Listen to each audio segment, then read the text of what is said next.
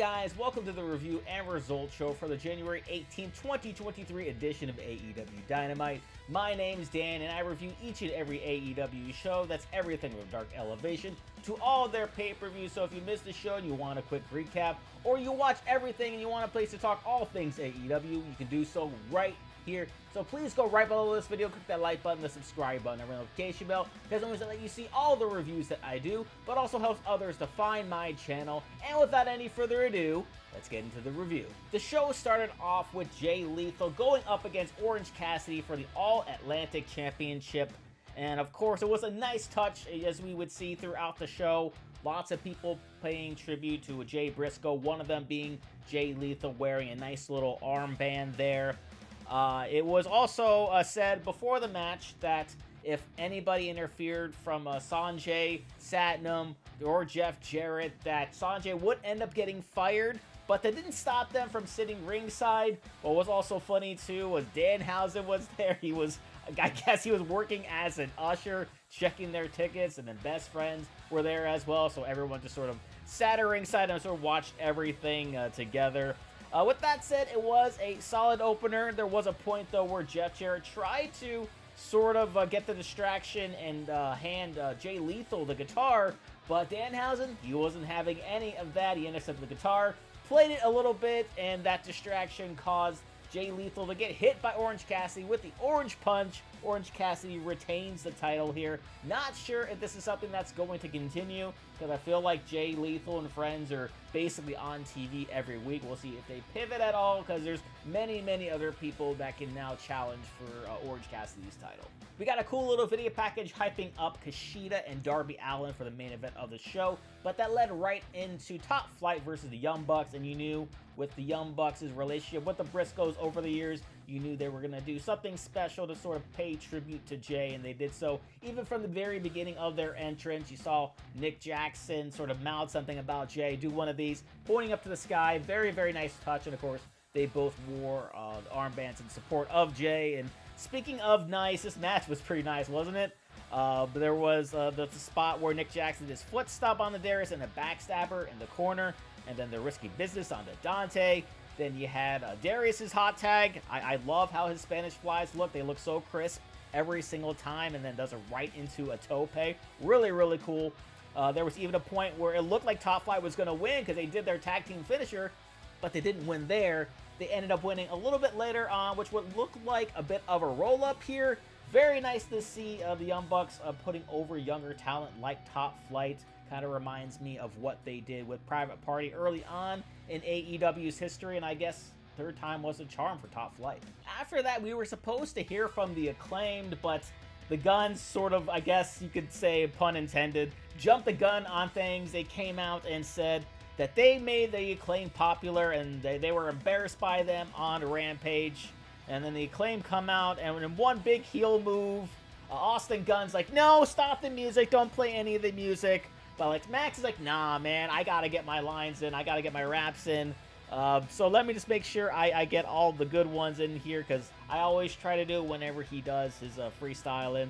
He said that the Guns only got a job because of the dad works there, that they are the worst kids since Hunter Biden, and even one line that had to be censored. I'm not really quite sure what happened there, what was said.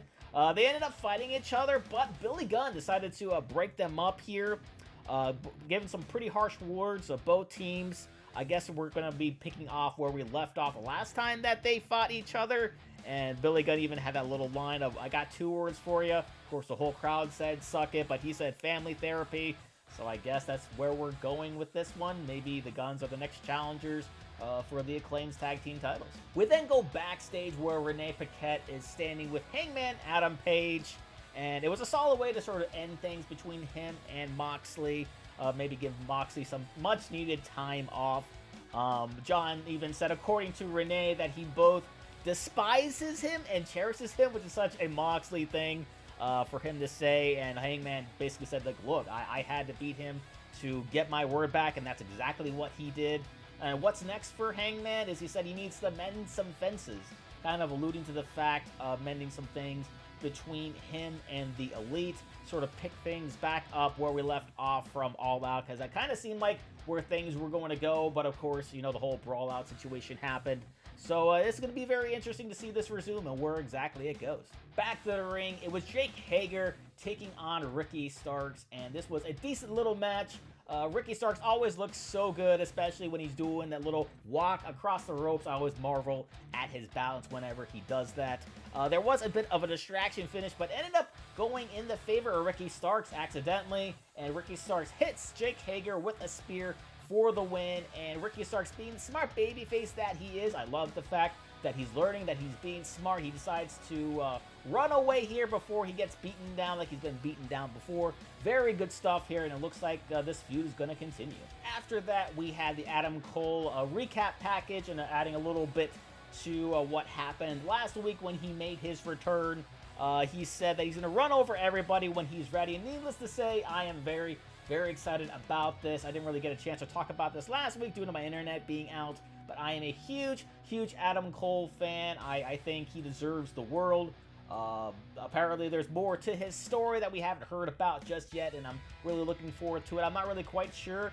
You put him in the heel role, you put him in the babyface role. He's kind of the type of guy who he does succeed a lot in the heel role. He can really do just about anything. Very excited to see what exactly that is. Then we go backstage where Tony Schiavone is standing with some very angry J.A.S. members as things didn't exactly go the way that they planned it in their match against Ricky Starks.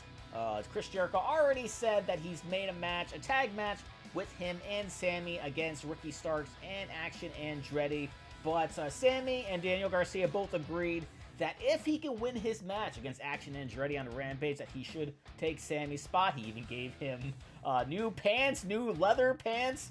Daniel Garcia wrestling in leather pants. Oh, that was so good. I'm so excited to see how exactly he responds to it, how exactly he wrestles in it. I would get a huge kick out of it if him wrestling in those leather pants and not being used to it is how he loses this match, and how maybe this could be a catalyst for how he leaves the J.A.S. at some point. After that, it was yet another dream match, this time with Bryan Danielson and Bandido. And again, both guys here wearing armbands in support of Jay Briscoe. Always awesome to see how just universally loved Jay Briscoe was. And in this match, Bandido really came off as such a star, even though we'll get into how Bryan won, but Bandido looked so freaking impressive. I mean, that surfboard that he did on Bryan looked really cool, but then like the little spot where he was holding his wrists and Bryan had his legs just sort of like bent into him, and he was like sort of like holding him there, almost like he was like balancing him there. It was so impressive. And then of course Bryan goes into like a little reversal in the pinning predicament. I can go into spot after spot after spot of just how great this match was with all those different spots. I'd probably be here all day, but my favorite was probably that sort of deadlift suplex that he had. And again, he wasn't holding him upright, he was holding him like this. Like, that takes a lot of strength and a lot of balance on Bryan's part. It looks so damn good. But as I alluded to, Bryan had a nice little ending sequence here, picking up the win over Bandido with the Psycho knee, not the Regal stretch this time around. This was easily match of the night for me, probably match of the year on TV, if I had to say so, and that includes all their stuff on YouTube. But then after that, though, this whole thing wasn't done. We had MJF on the screen and cuts another great promo. Shocking, I know, right? Saying that the longer this goes on, the worse this is going to get for Bryan, and that Bryan may be a dragon, but he's no match for the monster behind the mask.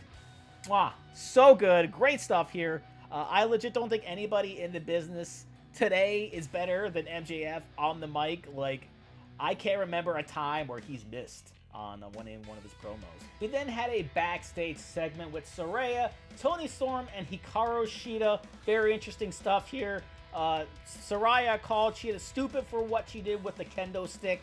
Then Toni completely trashes the homegrown talent within AEW, which absolutely disgusts Shida here. Seems like they're taking things a bit of another direction, because I think regardless of if Shida does decide to join Brits, I think maybe Britt and Jamie maybe become the faces, or maybe everyone just sort of heals in this. It's kind of very interesting dynamic that they're going here, but Shida very much looks like she's basically done with Saraya and Toni Storm, and we'll find out a little bit later as to why. Backstage again, and this time Renee is standing with Prince Nana and Brian Cage. Brian talking about this upcoming match with Bryan Danielson next week, and then comes the frame. You got MJF once again, offers him some money in order to, I believe, just to break his arm regardless of what happens. And then as a bit of a motivator, he smacks him right in the face. He just says, you know that anger you're feeling right now? Use that against Bryan. Very smart, very smarmy from MJF. It would be very interesting if that sort of plays anything into their upcoming match, if he does end up breaking his arm, and if that comes into play for their 60-minute Iron Man match, should be a lot of fun.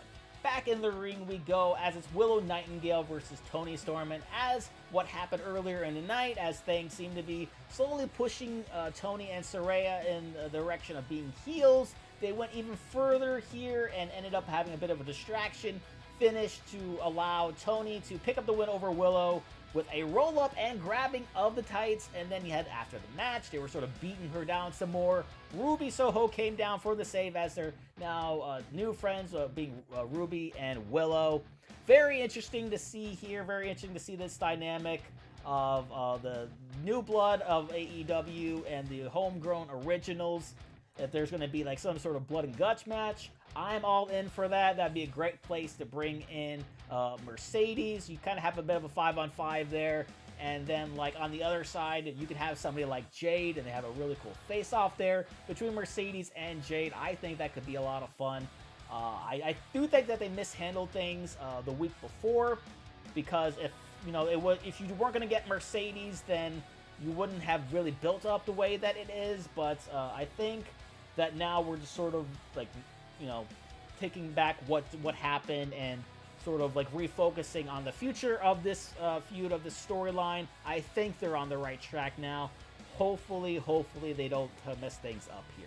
After that, we had a nice little video package with Ethan Page hyping up his match against Jungle Boy. Then you had Renee Paquette interviewing Konosuke Takeshita and went in this long-winded promo in Japanese where he basically just called MJF an asshole. Perfect stuff. This guy is going to be an absolute star. Maybe even some gold on him by the end of the year. That would be nice. But that went right into the main event of the show with Darby Allin defending his TNT Championship against Kushida. And I really like what they did for Kushida here, both before the match and during it. Really hyping up just how good Kushida is, because, I mean, he is so freaking good. His strikes were awesome during the match, so agile. The spot where Darby is doing his tope to the outside and Kushida reverses it into an arm breaker.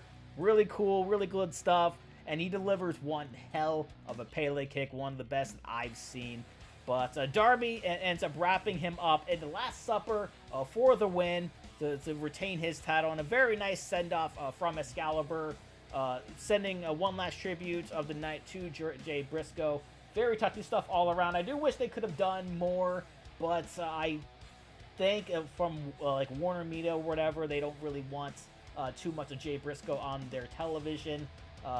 Will be very interesting to see, because I know they're filming stuff for a Jay Briscoe tribute show that's going to be on Honor Club and on ROH's YouTube channel. And that was AEW Dynamite. What did you guys think about it? Please let me know down in the comment section below. Top matches and things to look for here.